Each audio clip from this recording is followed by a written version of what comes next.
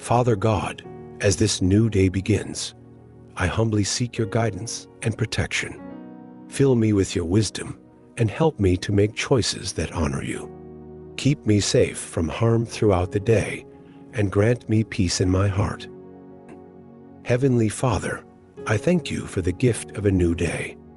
I pray for your watchful eye over me and my loved ones. Guide my steps and my thoughts and protect me from all danger.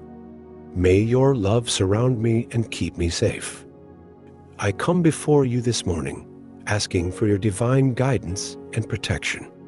Lead me in all my endeavors and keep me safe from all evil. Grant me strength and courage to face whatever challenges may come my way. Amen.